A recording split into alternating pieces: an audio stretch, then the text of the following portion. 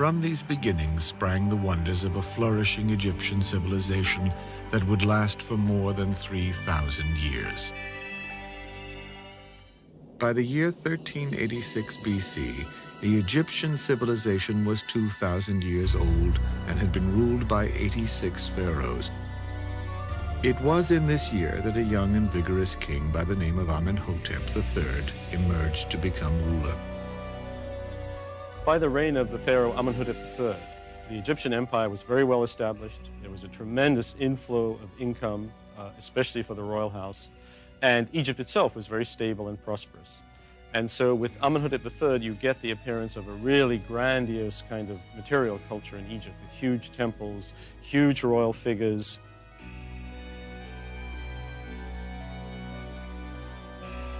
His vast building projects were centered in the ancient city of Thebes. It was here that the pharaoh Amenhotep III embellished a magnificent temple dedicated to the god Amun, the Egyptian lord of creation. It signaled a peak of craftsmanship and artistic achievement for the Egyptian civilization. Its graceful columns and expansive court remain the pharaoh's masterpiece of elegance and design.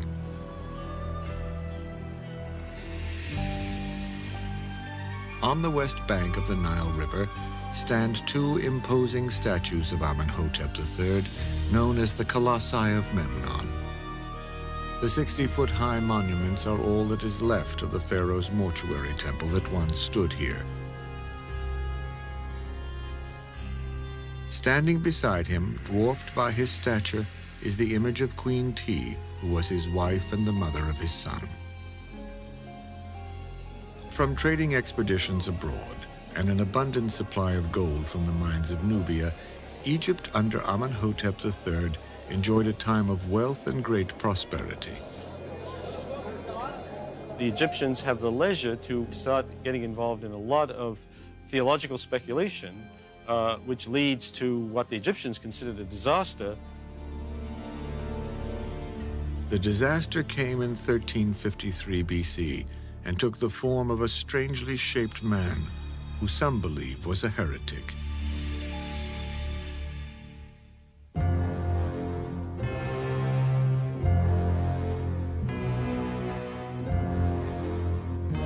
The pharaoh Amenhotep III had been grooming his oldest son for the throne when the young prince died. This left his younger brother, Amenhotep IV, to succeed their father. He had been studying religious matters, however, not affairs of state. As a result, his reign was a revolutionary departure from the long-entrenched traditions of Egyptian kingship. Scholars still struggle to understand this pharaoh.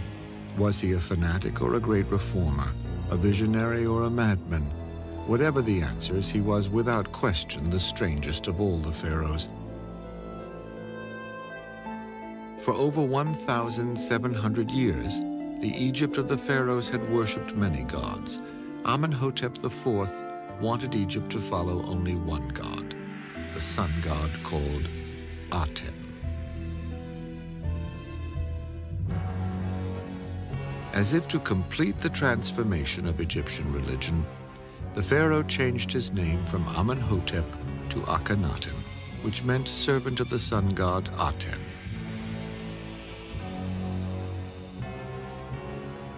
It was the first time in history that mankind worshipped a single god.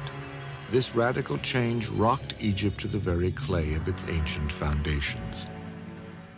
Akhenaten's reign was one of the great crisis points of Egyptian history. It was a period during which the old beliefs were overturned, the capital was moved, and the temples and cults were essentially shut down. This can't have been easy for the population.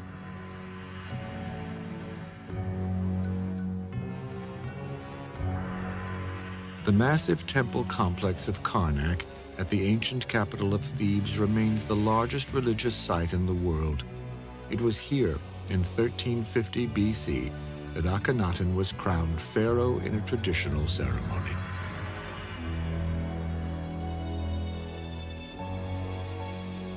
But then tradition ended, great changes were on the horizon.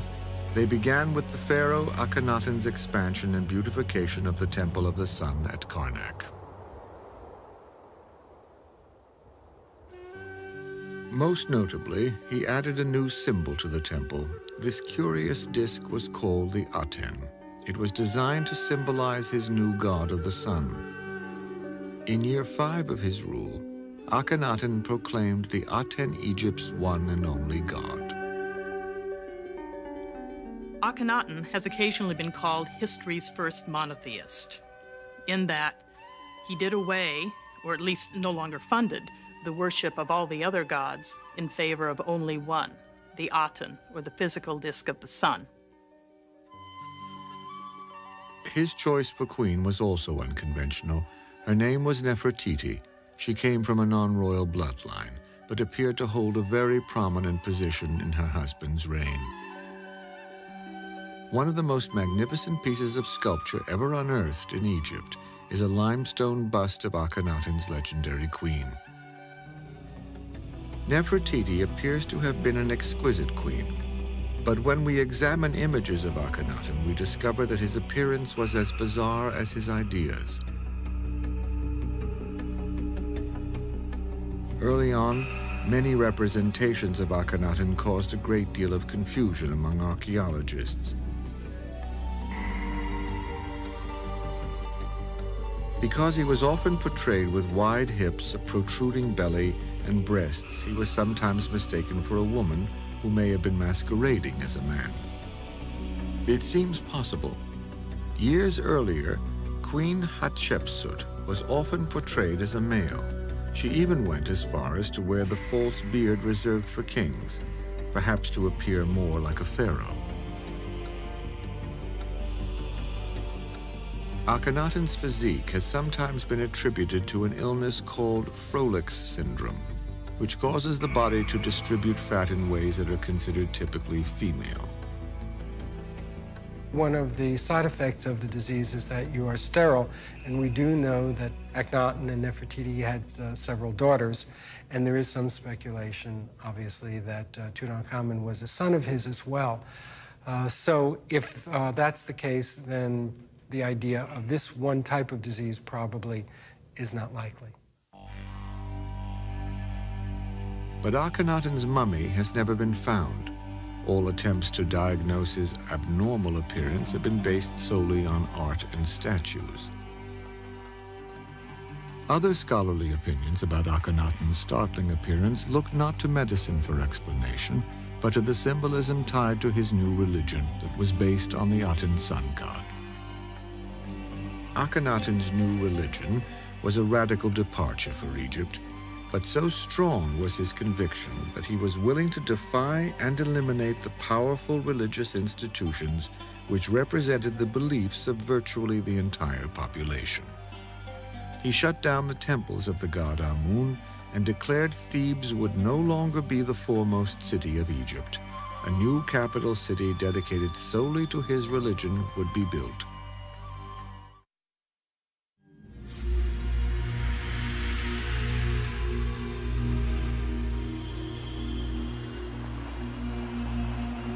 The pharaoh called his new city Akhetaten, which meant the horizon of the sun god. At the center of the new capital was the great temple. It was there that the pharaoh Akhenaten cultivated his new religion, devoted to the adoration of the sun god he called Aten. Before Akhenaten's religious reformation, ordinary people worshipped outside the temples, while the king, priests, and the elite of society performed their rites inside mysterious secret chambers. Akhenaten changed all that. He wanted the people to worship along with their pharaoh, out in the open, under the sun's life-giving rays. It is believed that 3 ceremonies a day were held at the great Aten temple. The first was at dawn, as the sun rose over the cliffs east of the city. A second ceremony was held at noon, when the sun was directly overhead. Then, at sunset, the devoted would recite a hymn to the sun which Akhenaten himself had composed. It is not known how successful Akhenaten was in converting his subjects to belief in the Aten. It is possible his new religion was simply a ploy to strengthen his image as a pharaoh. By eliminating other gods, Akhenaten knew he would appear more like a god himself. The king was removing the intermediaries, the clutter of all the intermediate priests, the very bulky and cumbersome pantheon with hundreds of different deities and so forth, with a simpler form of the religion. But it was mainly involved with the idea of the king creating a more direct support for the idea of him as a living divinity here on the earth. Akhenaten did not conduct this worship alone. There is evidence that his queen Nefertiti led the sunset ceremony each day. Nefertiti was a very important woman. We're not quite sure whether it was Akhenaten who granted her some of the importance that she had, or whether she just decided to take it. There are some scholars who felt all along that Nefertiti was behind the religious revolution even more than her husband. Another powerful woman of this era was Akhenaten's mother. Her name was Queen T. She had migrated with her son to his new city to act as his regent. Because Akhenaten was absorbed with matters of religion, it appears Queen T may have been responsible for affairs of state. If so, there remains a puzzling archive of clay tablets that were sent to the pharaoh Akhenaten. They came from outposts of the Egyptian Empire in Syria. The tablets reported that the outposts were under attack and failing. These writings, known as the Amarna letters, pleaded for supplies to be sent and promised continued loyalty in exchange. It is likely earlier pharaohs would have responded with soldiers and strategy. In this case, however, it seems Queen T may have been the one who ignored these pleas for help. Art from this period also underwent a radical change. Everywhere the pharaoh's image appeared, he was shown to be under the protection of the sun's rays. While previous pharaohs were depicted as being physically perfect, Akhenaten instructed the royal artisans to picture him more realistically. Instead of looking like a warrior, his statues portrayed him as feminine.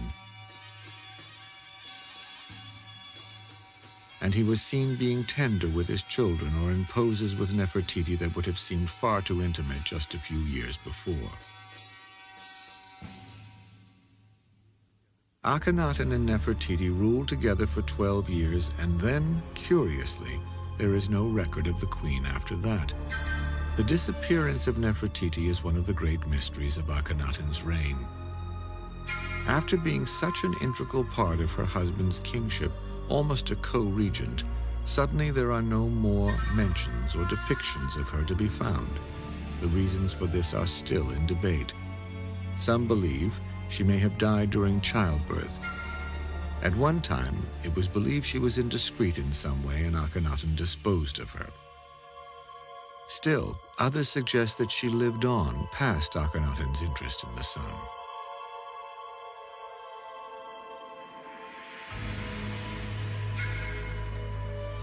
Nefertiti could have, in fact, been the more devout of the two and cloistered herself away to remain loyal to the cult of the Aten.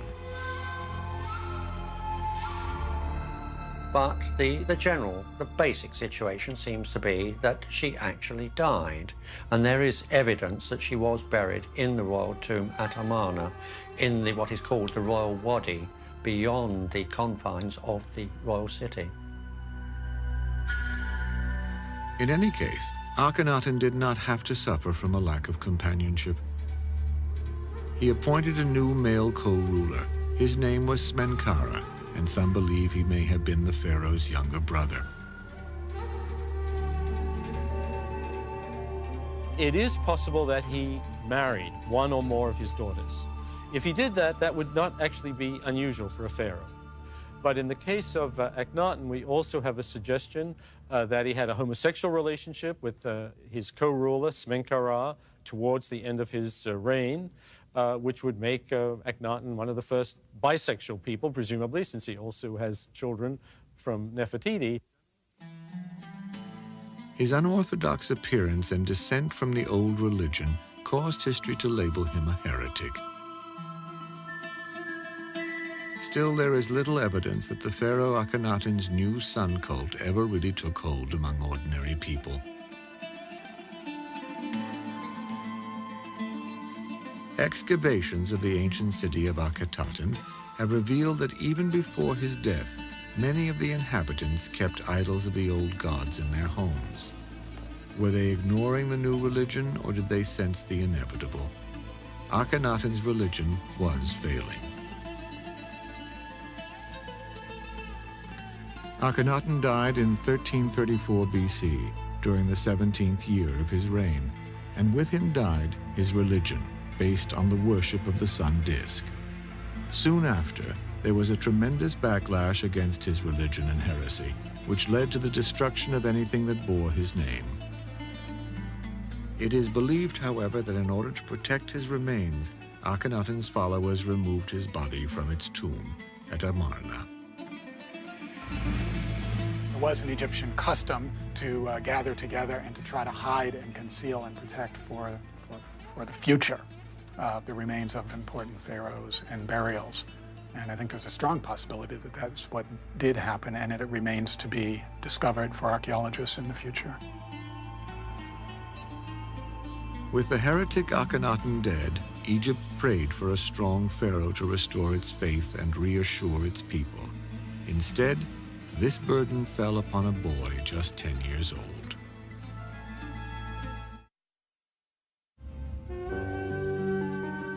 Behind the great cliffs of Dar el-Bahari in the mountains west of Thebes lies a golden landscape formed in primordial times, when floodwaters from the Nile cut through the earth, leaving a series of gullies and dry stream beds called wadis.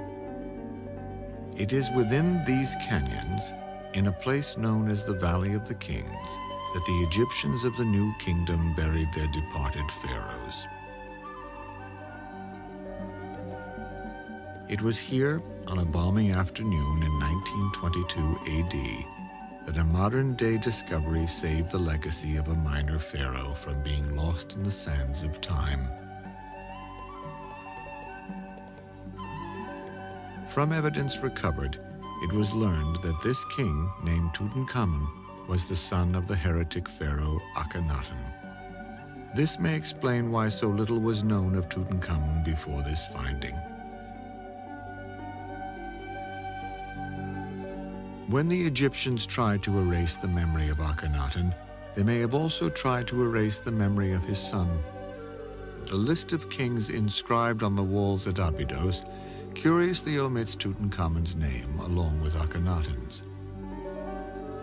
This has led scholars to ponder the question, who was the pharaoh Tutankhamun?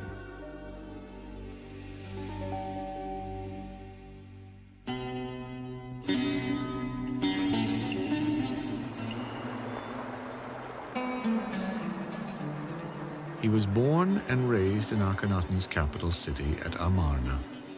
His birth name was Tut-Ankh-Aten, which meant living image of the sun god. But with the death of his father, the old religious beliefs and the cult of Amun were reinstated.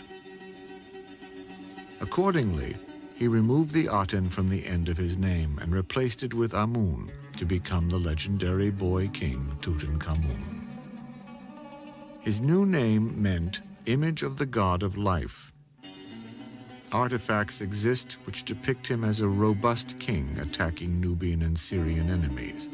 But experts believe it's unlikely that young Tutankhamun was ever actually involved in any military campaigns. Such responsibilities were probably handled by an experienced general named Horemheb. He was an ambitious warrior.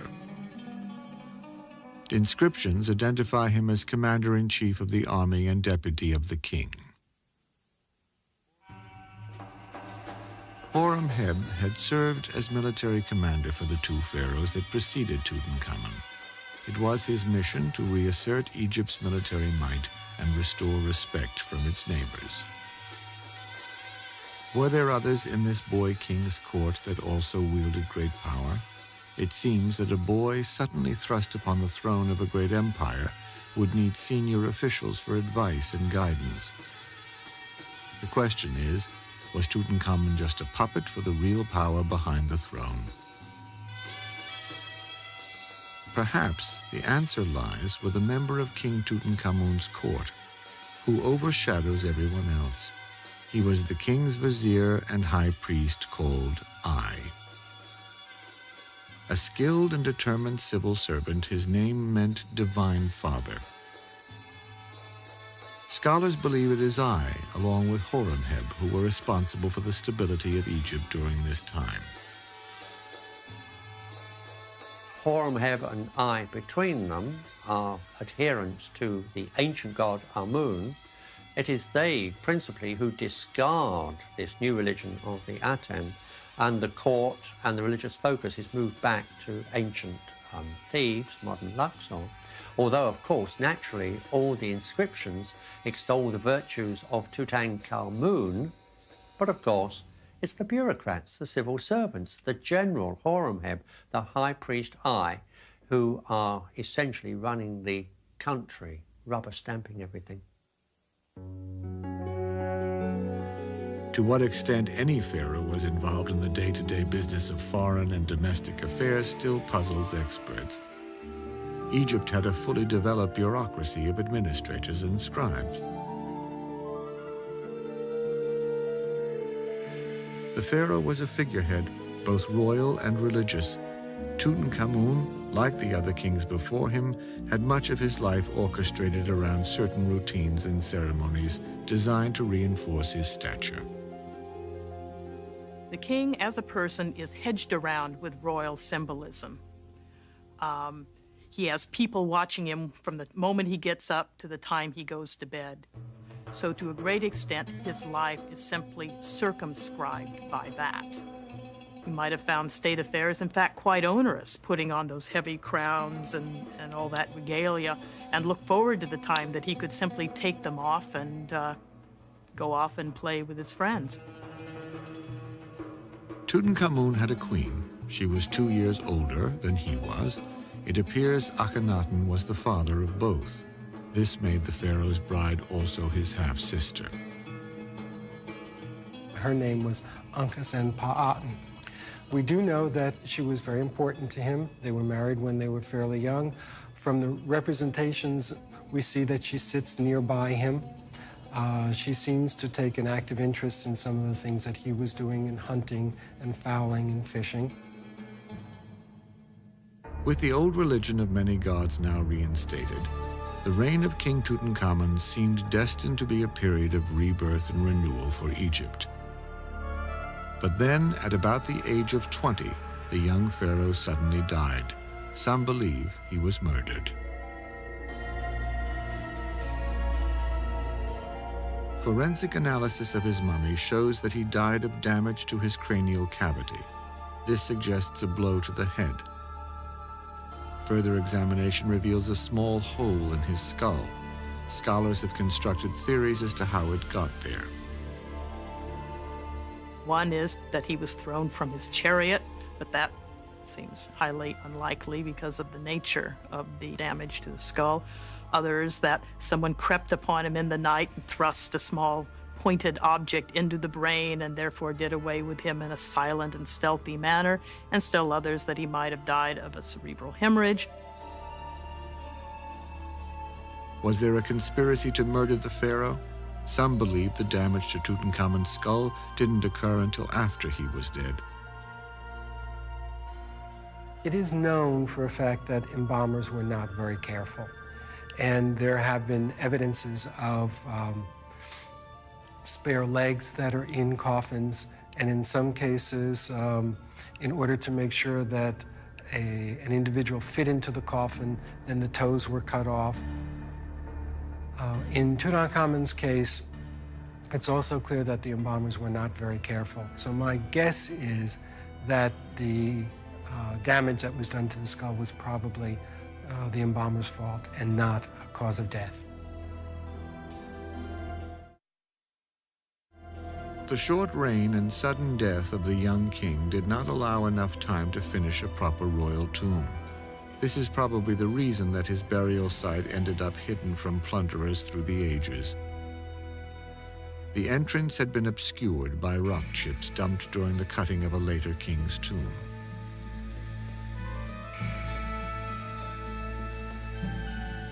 The treasures found in Tutankhamun's tomb have awed the modern world. Up until their discovery, men could only imagine how Egypt's once brilliantly colored temples and artifacts would have appeared in ancient times. The contents of the young pharaoh's tomb reveal the true opulence and splendor of the era.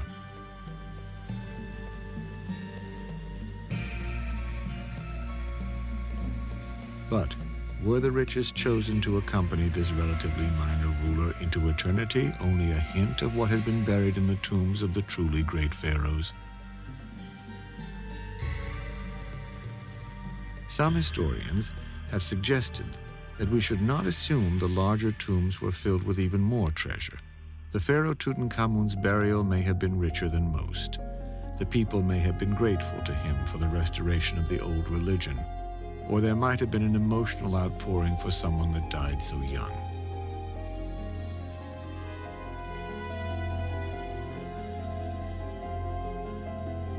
The untimely passing of the king not only caught the royal tomb builders unprepared, but it left Egypt once again without an heir to the throne. Sadly, there is evidence the young royal couple tried to perpetuate their bloodline. 2 mummified fetuses were found in Tutankhamun's tomb that are almost certainly the remains of stillborn daughters. Although it is only a theory, some experts speculate that inbreeding may have been one of the many factors, including disease, politics, and warfare, which contributed to the decline of other kingdoms. In Tutankhamun's case, inbreeding may have rendered his children too frail to survive.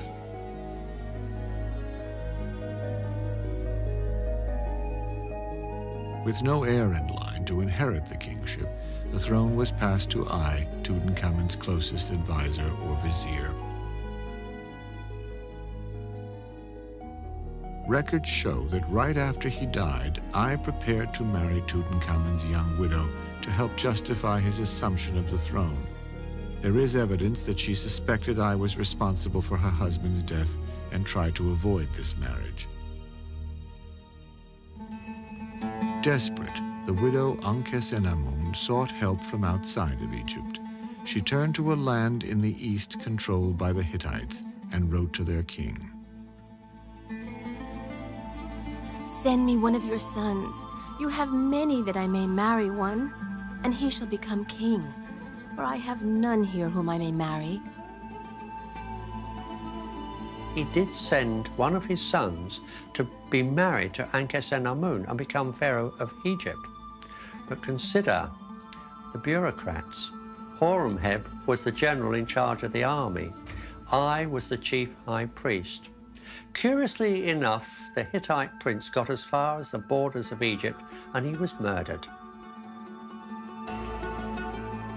Ai married Tutankhamun's widow in 1325 BC and became pharaoh before the deceased king's burial had been even completed. We know this from a painting in Tutankhamun's tomb. It depicts Ai already wearing a king's blue crown while he performs a ceremony during Tutankhamun's burial. Of course, it is possible that Ai was just the logical choice to assume the throne after young Tutankhamun died heirless. But there is one more suspicious aspect in the archaeological record from this time.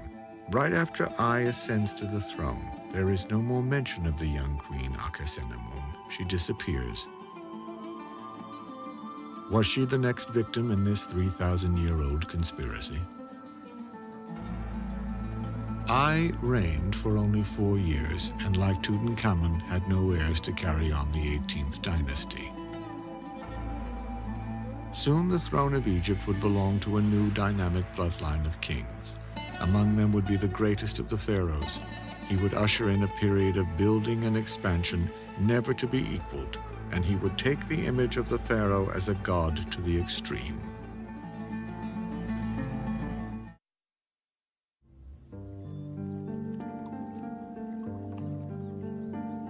The city of ancient Thebes. The pharaohs of Egypt were drawn to this landscape that lay along the banks of the Nile River. Queen Hatshepsut had embellished it with an obelisk that bore her name. Amenhotep III had built a grand temple to its patron god, Amun. Thebes' southern location was a natural choice for the capital city of a country that was expanding downward toward the rich territory of Nubia. The pharaoh Tutankhamun had moved the royal court back here before he died, and his vizier, I, had remained at Thebes during his brief reign. In 1321 BC, the general called Horemheb proclaimed himself to be the pharaoh of Upper and Lower Egypt. His name meant Horus in jubilation. Horus is Egypt's hawk-headed deity, a bird of prey, the god of the kings.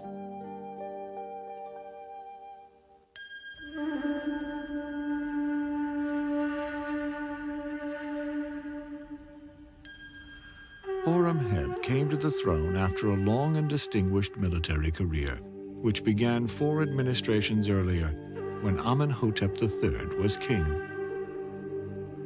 He was later appointed the great commander of the army by Akhenaten, and under King Tutankhamun he was given the title of the king's deputy.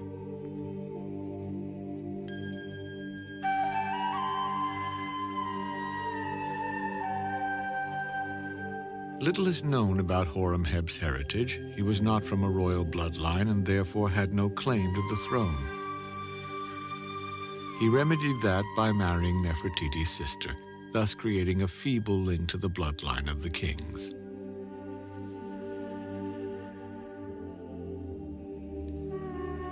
Already middle-aged, Horemheb immediately set out to restore Egypt to its status prior to Akhenaten's heresy. At Thebes, he reopened the temples of Amun, but to avoid a power struggle with the priesthood, he appointed priests from the army. Since he was a military man, he felt they could be trusted. After this, Horemheb initiated the destruction of the great temples to the sun disk built in Amarna by Akhenaten. He used the thousands of stone blocks he removed as filler inside the pylons and walls of his new building projects. But his efforts to erase all traces of Akhenaten's reign ended up having an ironic twist almost 3,000 years later. The result is now, of course, many thousands of years later, as archaeologists work to restore and study these monuments, what do they find? They find these thousands of temple blocks that Horemheb thought he'd buried forever, and since they've been buried all these years, these scenes depicting Akhenaten and his cult are actually much better preserved than any of the scenes which depict Horemheb. Horemheb also usurped many of the statues and monuments of his immediate predecessors. This was done by simply replacing their names with his. 2 statues at Karnak are labeled with the name of Horemheb, but most Egyptologists believe the facial features are similar to Tutankhamun's. While to us, this may seem to be the epitome of egotism, this practice was not uncommon for many of the pharaohs. The Egyptians might have not put such a negative spin on it, and they might have considered it more of a recycling, but it was also a royal prerogative in a way, because when a king took over, he became divine, and therefore, since the office had always existed, then he in that office would always have been around and would always exist. It was a right and a privilege that the reigning monarch had. Horemheb ruled for almost 30 years, but when he died in 1306 BC, he, like Tutankhamun and I, was cursed by not having an heir. To avoid the chaos caused by a fight for succession, Horemheb nominated his trusted vizier for the job. This pharaoh took the name of Ramses. He would begin the 19th dynasty, one of the greatest periods of Egyptian history. Ramses had been a career army officer and was probably in his 50s when he became pharaoh. Ramses planned to continue rebuilding Egypt, but his reign lasted only 2 years. He did manage to accomplish something his 3 predecessors had not. Ramses produced a male heir to inherit the throne.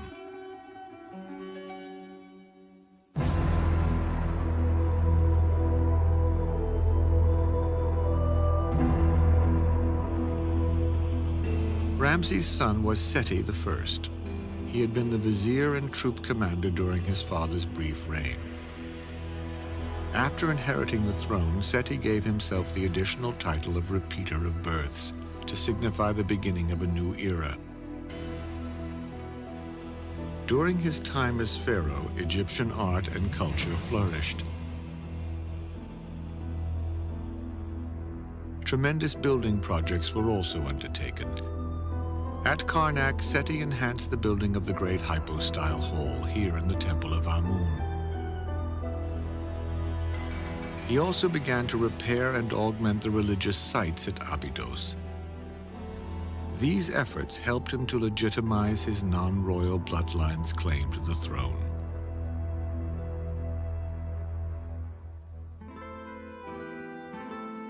Abydos was the ancient center dedicated to the cult of Osiris, the god of the dead. It was originally built in the Old Kingdom and had since fallen into disrepair.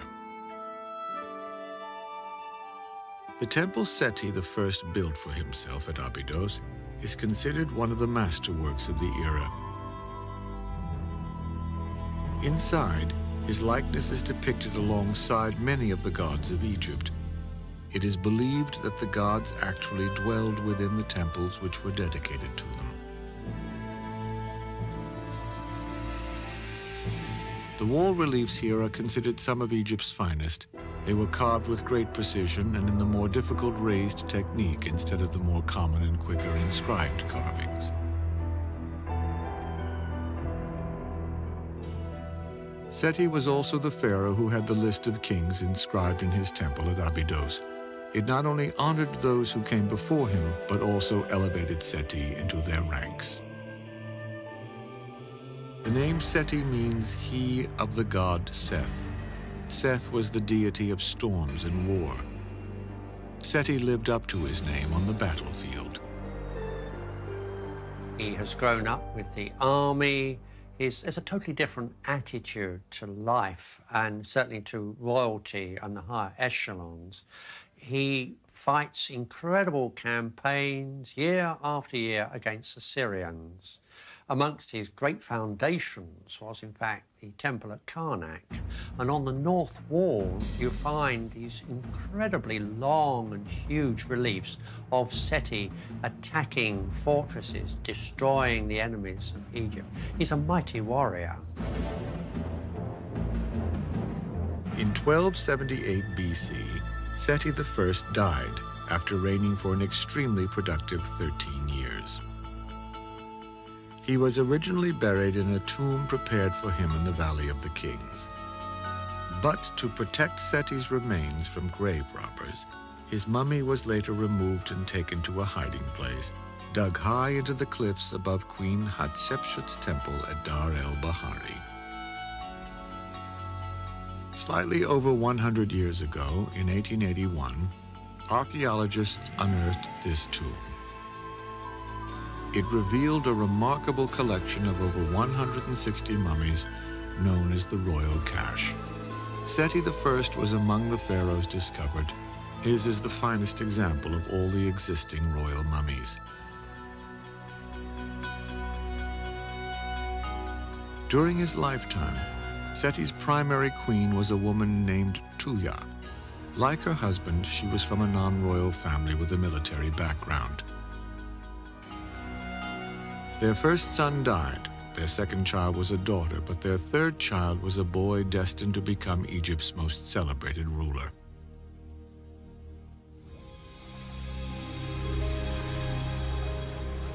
The dog star Sirius is the brightest in the Egyptian heavens. Each year, it disappears around the beginning of May to reappear about the 18th of July. To the ancient Egyptians, its return signaled the new year and the time for the annual Nile floods that would leave behind a new layer of fertile soil. One year, during Seti's reign, the floods were particularly high. Egyptian legend told that this was the good omen that announced the coming of the next ruler of Egypt. This was Ramses II. Ramses II has become the name that is almost synonymous with Pharaoh. But it may have been Seti's careful preparation of his son, the crown prince, which really predestined Ramses' success. Ramses II was probably one of the best prepared pharaohs in Egypt, because by the time that he came to the throne, they really had a fairly regular process of making sure that all the senior royal princes had a lot of experience in military affairs, in governance. So when they came to the throne, they were already experienced and effective in what a pharaoh needed to be. By the age of 15, Ramses was already accompanying his father on military campaigns. By 22, he led his first command to put down a small revolt in Nubia. He also ambushed Mediterranean pirates who were searching for plunder along the mouth of the Nile. By the time Seti I's reign was coming to an end, his son had already proven himself as a military leader and worthy of kingship. Possessed with unmatched vision and self-confidence, the future king was poised to leave his indelible mark on the history of Egypt.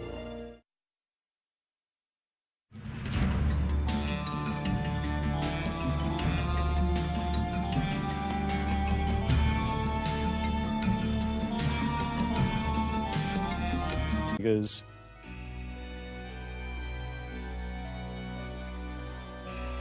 his vast building projects were centered in the ancient city of Thebes. It was here that the pharaoh Amenhotep III embellished a magnificent temple dedicated to the god Amun, the Egyptian lord of creation. It signaled a peak of craftsmanship and artistic achievement for the Egyptian civilization. Its graceful columns and expansive court remain the pharaoh's masterpiece of elegance and design.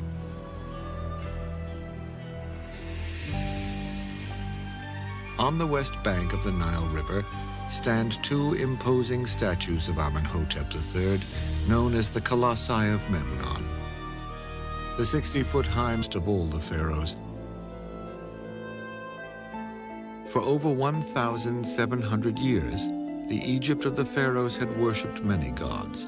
Amenhotep IV wanted Egypt to follow only one god, the sun god called Aten. As if to complete the transformation of Egyptian religion, the pharaoh changed his name from Amenhotep to Akhenaten, which meant servant of the sun god Aten.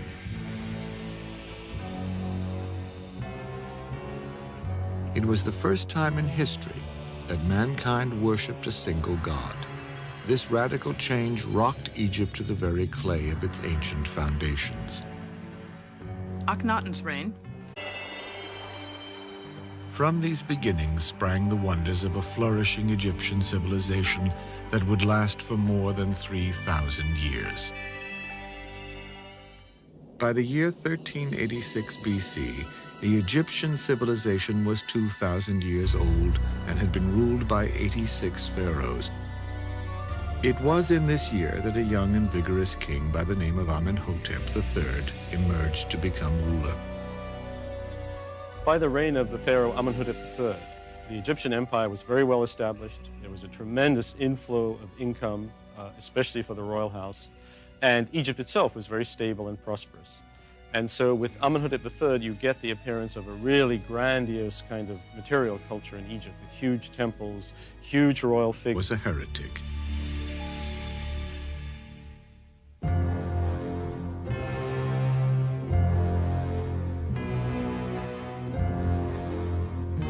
The pharaoh Amenhotep III had been grooming his oldest son for the throne when the young prince died.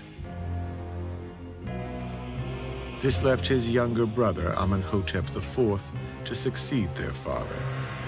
He had been studying religious matters, however, not affairs of state. As a result, his reign was a revolutionary departure from the long-entrenched traditions of Egyptian kingship. Scholars still struggle to understand this pharaoh. Was he a fanatic or a great reformer, a visionary or a madman? Whatever the answers, he was without question the strangest. Monuments are all that is left of the pharaoh's mortuary temple that once stood here. Standing beside him, dwarfed by his stature, is the image of Queen Ti, who was his wife and the mother of his son. From trading expeditions abroad and an abundant supply of gold from the mines of Nubia, Egypt under Amenhotep III enjoyed a time of wealth and great prosperity. The Egyptians have the leisure to start getting involved in a lot of theological speculation, which leads to what the Egyptians considered a disaster. The disaster came in 1353 BC and took the form of a strangely shaped man who some believe